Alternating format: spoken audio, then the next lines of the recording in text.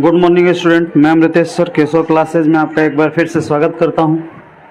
आज हम लोग बात करने वाले हैं संस्कृत क्लास 10 के व्याघ्रपतिक कथा। व्याघ्रपतिक कथा में जो नारायण पंडित द्वारा लिखा गया है, इसमें लोगों के प्रति व्यंग्यात्मक रूप से बड़ा ही मार्मिक लोभ या फिर अन्य कारणों का चित्रण किया गया है। नारायण पंडित जो हैं, जो संदेश देते हैं समाज में, बड़ा सॉफ्ट देते हैं। संस्कृत के माध्यम से पशु पक्षी से संबंधित करके आज के ज़माने के मानव का बड़ा ही मार्मिक चित्रण किए हैं।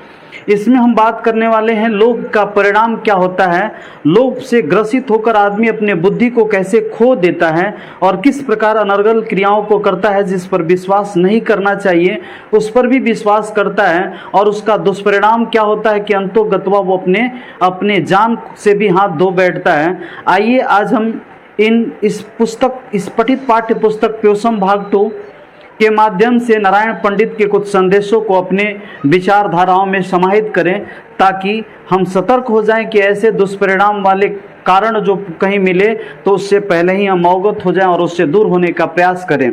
तो बात कर रहे हैं हम इस बार कि संस्कृत वर्ग 10 पाठ 11 का व्याघ्रपतिक कथा। व्याघ्रपतिक कथा जो है उसमें दे रहा अयम पाठ, यह पाठ नारायण पंडितस्य रचितस्य, नारायण पंडित द्वारा रचितस्य माने रचा हुआ, हितोपदेश नामकस्य, हितोपदेश नामक नीति कथा ग्रंथस्य, नीति कथा ग्रंथ के मृत लाभ नामक खंडात, मित्र लाभ नामक खंडात माने खंड से संकलित किया गया। कहने का मतलब है कि यह पाठ नारायण पंडित द्वारा लिखा गया जो मित्र लाभ खंड है, हितोपदेश पुस्तक है, उसके मित्र लाभ खंड से इस भाग को संकलित किया गया, इस भाग को लिया गया है। आगे इसमें है कि हितोपदेश में बालका नाम, बालकों के मनोरंजन के लिए, नीति शिक्षाणाय, नीति शिक्षा के लिए, च मने और, नाना कथा, पशु पक्षी संबंधा, पशु पक्षी से संबंधित श्राविता, यानी हितोपदेश में बालकों के रुचिकर बनाने के लिए पशु पक्षी से संबंधित कई कहानियों को पशु पक्षी को आधार बनाकर कहा गया है। इसमें क्या कह रहा है, प्रस्तुत कथायाम, प्रस्तुत कथायाम माने इस कथा में लोभ के परिणाम का वर्णन किया गया है।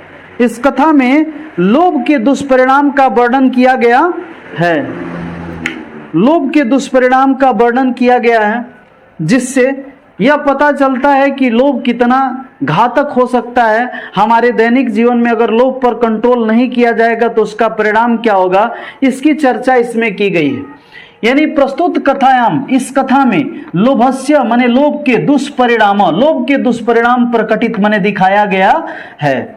पशु पक्षी कथा नाम मूल्य, मानवा नाम, पशु पक्षी कथा का मूल्य क्या है, मानवों के शिक्षार्थ, मानव के शिक्षा के लिए प्रभुत्व माने अत्यधिक बहुत ही महत्वपूर्ण अत्यधिक होता है। इति एतादृशी भी, इसमें भी ऐसा ही कथा भी ज्ञायते, इस कथा में भी ऐसा ही दृश्य दिखाई देता है, जिसमें पशु को आधार बनाकर हम लोभ के परिणाम की चर्चा देखते हैं। आगे दे रहा है कि कश्चित वृद्ध व्याघ्र, कोई बुढ़ा बाघ, स्नातः कुश हस्त, स्नान करके कुश हाथ में लेकर के, सरस तीरे, नदी के तीर पर, सरस तीरे मीन्स नदी के तीर पर, भ्रूते मने बोल रहा था, भो भो, ये कुत्ता भी बोलते हैं, इसका मतलब संस्कृत कुत्ता भी बोल सकते हैं।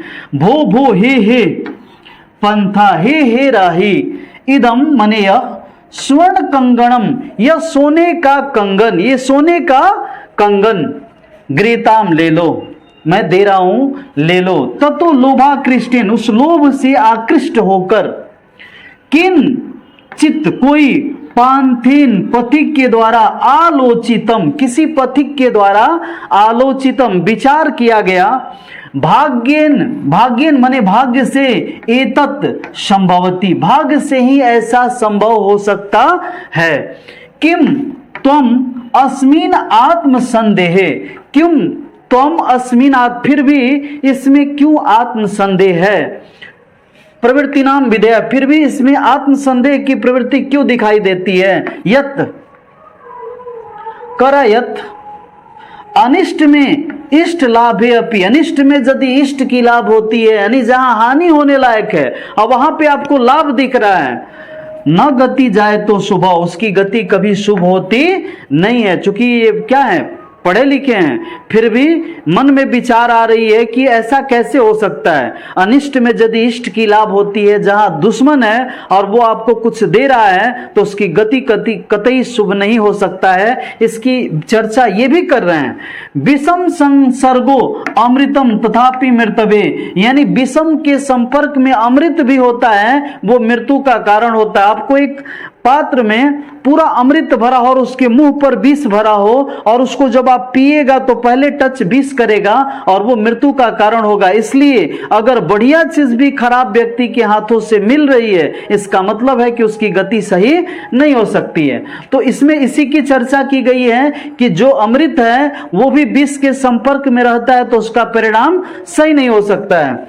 अनिष्ट में लाभ हो तो उसकी गति कभी शुभ नहीं होती है, जिस प्रकार विष के संपर्क में आकर अमृत भी मृत्यु का कारण बनता है। इसका अर्थ था किंतु सर्वत्र अर्थार्जने, किंतु सर्वर्थ अर्थार्जने, अर्थ के उपार्जन में प्रवृत्ति जो होती है संदेह एवं, यानी कहीं पे भी अगर धन मिलता है तो उसकी प्रवृत्ति संदेहात्मक होती है। रास्ता में जा रहे हैं, 50 रुपया गिरा हुआ, सिंदूर गिरा हुआ है, लोग कहते क्या पता कौन क्या किया है, कहीं भूत प्रेत या प्रतांशिक प्रवृत्ति मेरे घर में ना आ जाए, इस तरह की सोच होती है और लोग उसे छूने से भी डरते हैं। कहने का तात्पर्य यह हुआ कि अगर कहीं पे भी धन की प्राप्ति होती है तो उसकी प्रवृत्ति संदेहात्मक ही होती है। ऐसी विचारधारा उनके मन में आता है जो राही है।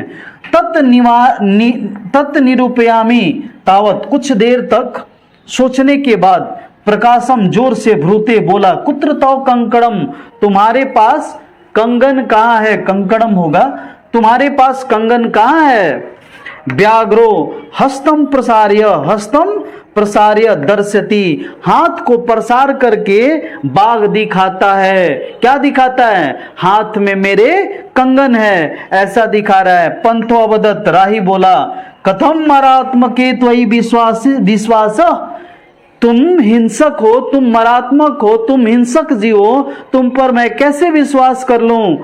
व्याघ्रवाच, बाघ बोला, श्रुणु रे पंथा, सुनो रे राही, प्राक एवं, प्राचीन काल में ही, यौवन दशा में जब था, माने जुआवस्था में जब था, अति द्रुवितम आसम, तो मैं क्या था? बहुत दुराचारी था। ऐसा कौन कह रहा है? बाघ कह रहा है। जब राही पूछ रहा है कि तुम तो हिंसक जीव हो, तुम पर विश्वास मैं कैसे कर लूं, किस प्रकार से हम तुम्हारे पास आऊं, तो कह रहा है कि सुनो रे राही, मैं जब जुआवस्था में था, जवान था, तो उस समय काफी दुराचारी था, काफी दुष्ट था, काफी दुष्ट प्रवृत्ति का था, दुष्ट था। अनेक गो मनुष्याणाम बाधान में, अनेक गाय और मनुष्यों को मैंने क्या किया? मार दिया। पुत्रा मृता दाराश्च, जिस कारण से मेरी पुत्र मर गया और मेरी दारा मीन्स पत्नी भी मर गई। मेरा पुत्र भी चला गया और मेरी पत्नी भी चली गई। वंशहीनम च अहम, और मैं क्या हो गया बाबू?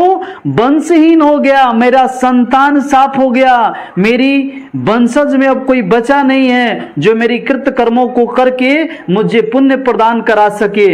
मतलब कि कह रहा आगे, तब किंचित धार्मिकेण, किसी धार्मिक के द्वारा, अहम दिष्टम, मुझे दिया गया उपदेश, दान धर्मादिकम चरतु भमान, कोई धार्मिक व्यक्ति हमें उपदेश देता है कि दान करो और धर्म का आचरण करो, तभी तुम सफल हो पाओगे।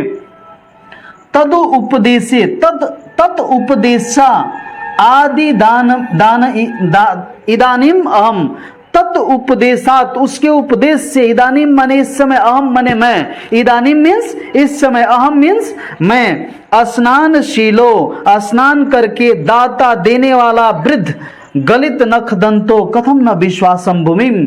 मैं अब मेरी क्या हो गई, बुढ़ापा अवस्था हो गई और मेरा पुत्र मेरा पत्नी सब कुछ मर गया है, क्योंकि मैं दुराचारी था। तो किसी धार्मिक के द्वारा मुझे कहा गया कि आप जो है धर्म का आचरण कीजिए, दान कीजिए।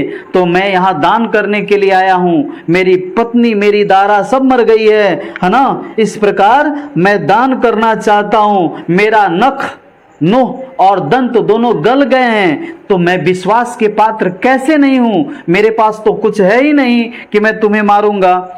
कथम न विश्वासम भूमि, क्यों नहीं विश्वास हो रहा है। मया च धर्म शास्त्रम अदितानी, मया माने मेरे द्वारा, च माने और धर्म शास्त्राणाम, धर्म शास्त्रों का अदितानी माने अध्ययन किया गया है। मैं धर्म शास्त्र भी जानता हूं। क्या धर्म शास्त्र जानता है भाई।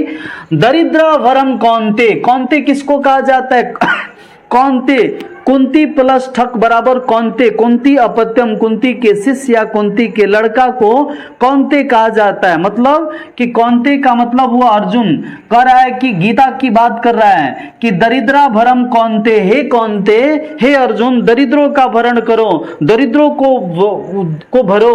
मां प्रस ऐश्वर्य धनम, किसी को मत दो जो ऐश्वर्य की प्राप्ति किया हो, जिसके पास धन संपत्ति ज्यादा हो। व्याधितम औषधम पंथ्य, व्याधि माने रोगी के लिए औषधि पंथ बने बताया गया है। निरुदस्य किम औषधि, निरोगी के लिए औषधि का क्या प्रयोजन है। इसलिए दान उसे दो जो क्या हो, जो गरीब हो, जो कभी क्या हो, कभी वो मतलब एकदम बिल्कुल धनी व्यक्ति है, उसको दान देकर क्या कीजिएगा, क्योंकि दवा रोगियों के लिए होती है, निरोगी के लिए नहीं होती है। चलिए कितना बढ़िया बात आप सीख लिए कि दान उसे देना चाहिए जो दरिद्र हो, जो गरीब हो, जो बिल्कुल अपंग हो, जो विकलांग हो, जो चलने लायक नहीं हो, तो उसे दरिद्राभरम कौन्ते व्याधितम औषधम पंथम कह रहा है कि व्याधि के लिए नहीं, रोगी के लिए दवा की जरूरत होती है, निरोगी के लिए दवा की जरूरत नहीं होती है। इसका मतलब इतना बड़ा चीज एक व्याघ्र कह रहा है, यानी व्याघ्र रूप में मानव को छलने वाले आज के समाज के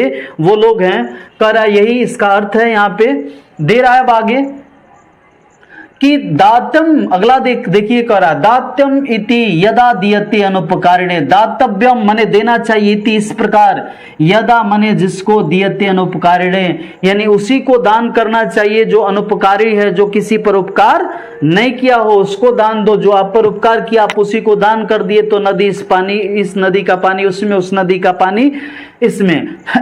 देशे काले च पात्रे च तद दानम सात्विकम बिंदु, यानी काल, देश की गणना करके, काल की गणना करके और पात्रता की गणना करके जब दान कीजिएगा तो यद दानम सात्विकम बिंदु, यानी यहां कहने का मतलब है कि ऐसे व्यक्ति को दान दीजिए जो आप पर कभी उपकार नहीं किया हो। और तो और देश से माने स्थान चुन करके दान दीजिए, काल देखकर दान दीजिए, समय देखकर। इसीलिए लोग कहते हैं ग्रहण लगाए, ग्रहण के बाद दान करना चाहिए।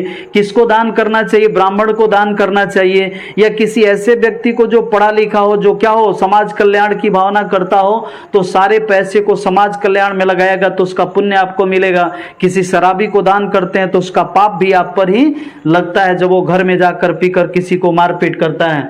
च पात्रता यानी पात्रता देखकर तद दानम सात्विकम बिंदु, तो पात्रता वो दान जो होता है वही सात्विक होता है, तुम उसके योग्य हो, ऐसा व्याघ्र कह रहा है, बाघ कह रहा है, इसलिए कह रहा है कि मैं तुम्हें दान देना चाहता हूं। आगे है तत्र सरसी स्नातम, तत्र तब सरसी स्नात्वा, सरस में स्नान कर, नदी में स्नान कर, स्वर्ण कंगरम गिहाड़ ततो यावद सौ तद वचम प्रतितो लबाद श्रम स्नातुम, यानी ऐसा कह के वो बोला कि तुम नदी में स्नान करके और क्या करो, ये सोने का कंगन ले लो। लोभ से प्रतीत हो गए, कौन स्नान करने के लिए घुसते हैं, प्रविशति ताओ महापंके निमग्नम, और महापाकी में जाके फंस गए, निमग्न हो गए। पलाई तुम, भागने में भी अक्षम हो गए।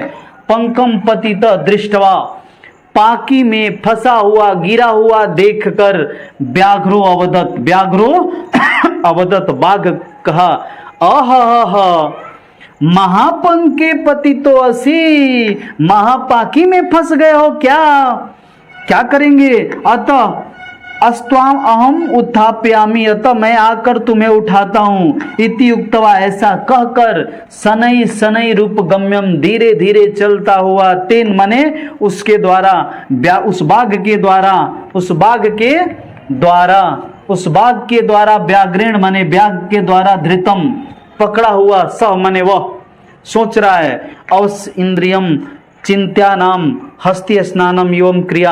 अगर किसी व्यक्ति का इंद्रियां बस में न हो, लालच में आ जाता है, तो उसका क्रिया भी हाथी के स्नान के बराबर होती है। जैसे हाथी स्नान करती है, पानी उठाती है और सुड़ सुड़ फेंक देती है, पीछे में जितना भी है मल लगा रहता है, पीछे पूरा पोंछ से लेटा के ठीक रहती है, और केवल माथे पर गिरा देती है तो उसे लगता है पूरा शरीर भींग गया और मैं स्नान कर ली। परंतु ऐसा होता नहीं, पीछे का मैं कचरा, मैं गोविष्ठ यानी मैं विष्ट जो है, मलमूत्र है, वो लगा रहता है और उसके बाद उसे लगता स्नान। तो वही कर, अवश्य इंद्रियम चित्त जिसके बस में नहीं होता है, उसका क्रिया हाथी के स्नान के समान होता है। दुर्भाग्य वरम प्रायो ज्ञान भारम क्रिया बिना, दुर्भाग्यशाली व्यक्ति का ज्ञान भी क्रिया के बिना भार के समान हो जाता है, क्योंकि जानते हैं लेकिन करते नहीं है। जानते हैं कि ये नहीं करना चाहिए, जानते हैं कि पढ़ना जरूरी है लेकिन पढ़ना चाहते नहीं, जानते हैं कि पढ़ाई से ही क्या होगा, बेड़ा पार हो सकता है, लेकिन पढ़ने का दिल नहीं करता है। अर्थात ज्ञान ये क्या है, क्रिया के बिना भार के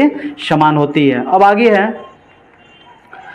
कंकड़स्यम तुलोभिन, कंकन के लोभ में मग्न पक्के सुदुस्तरे, महापाकी में फंसकर, विद्ध व्याघ्रण बाघ के द्वारा, बूढ़ा बाघ के द्वारा, सांप्रतम पथिक समृत यथा, और वो पथिक जो था संप्रति उस समय, इस समय क्या हो गया, मारा जाता है। ठीक है। अब उसके बाद कह रहा है ये ऑब्जेक्टिव, व्याघ्र पथिक कथा पाठ के रचयिता कौन है, आप जानते हैं नारायण पंडित जी हैं। कौन है, नारायण पंडित हैं। व्याघ्र पथिक कथा किस ग्रंथ से लिया गया, हितोपदेश से। किससे, हितोपदेश से लिया गया। हितोपदेश का अर्थ क्या होता है, हित का उपदेश, भलाई का उपदेश को हितोपदेश के नाम से जाना जाता है। व्याघ्र पथिक कथा हितोपदेश के किस खंड से लिया गया है, मित्रलाभ खंड से। किस खंड से, मित्रलाभ खंड से लिया गया है।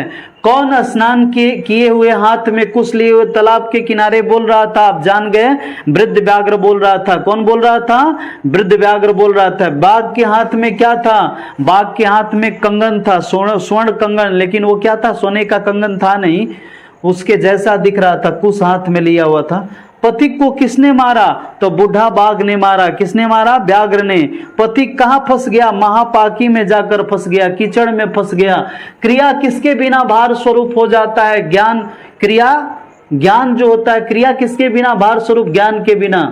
आगे फिर है, व्याघ्र पथिक कथा से क्या दुष्परिणाम प्रकट हुआ, लोभ के दुष्परिणाम पता चलता है कि लोभ का परिणाम दुष्कर इतना होता है कि जानलेवा भी हो जाता है। कौन लोभ से ग्रसित हुआ था, तो पथिक हो गया था। कौन हो गया था, पथिक हो गया था। कौन वंशहीन था, तो वंशहीन कौन था, अपने को छलिया दिखाने वाला वो वृद्ध व्याघ्र जो कह रहा है कि मेरी पत्नी मर गई है, मेरा बेटा मर गया। दानशील कौन था, तो दानशील भी वही बैठा हुआ था जो दान देने के लिए बुला रहा था, व्याघ्र। और फिर किस जीव पर विश्वास नहीं करना चाहिए, जिसका नंक हो, दंत हो, अर्थात जो हिंसक हो, उस पर कतई विश्वास नहीं करना चाहिए। लोभ मनुष्य को कहाँ फंसा ले जाता है, विनाश की ओर ले जाता है। कहाँ ले जाता है, विनाश की ओर ले जाता है। दुराचारी कौन था, दुराचारी कौन था, वृद्ध व्याघ्र। कौन था, वृद्ध व्याघ्र।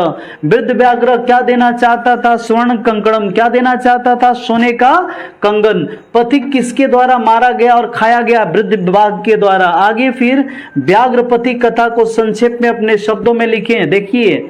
वृद्ध व्याघ्र पथिकस्य पठित पाठ्य पुस्तक संस्कृत साहित्य प्योसम भाग 2 में नारायण पंडित द्वारा लोभ के परिणाम का बड़ा ही मार्मिक चित्रण किया गया है। हालांकि ये जो पाठ है वो नारायण पंडित द्वारा लिखी गई मित्रलाभ हितोपदेश नामक पुस्तक के मित्रलाभ खंड से लिया गया है, जिसमें लोभ के दुष्परिणाम दिखाया गया है। हालांकि हितोपदेश में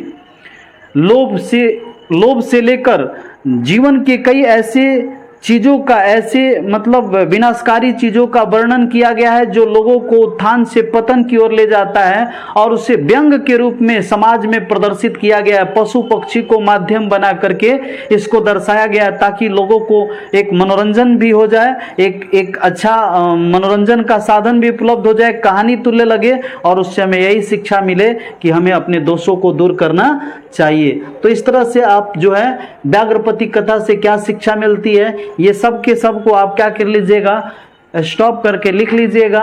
लिख लेने से क्या होगा, आपको किसी प्रकार का दिक्कत होने वाला नहीं है। तो सब समझ में आ रहा होगा, लिखने से पता चल जाएगा कौन कौन क्वेश्चन कैसे है, कैसे इसे हैंडल करना है, ठीक है। क्योंकि इससे ज़्यादा ऑब्जेक्टिव आएगा, ऑब्जेक्टिव के बाद फिर सब्जेक्टिव आ रहा है जिसे आप लोग को कर लेना है। इतना करते हैं तो आपकी पूरी प्रक्रिया ठीक हो जाएगी और आपका नंबर बहुत बेहतर आएगा।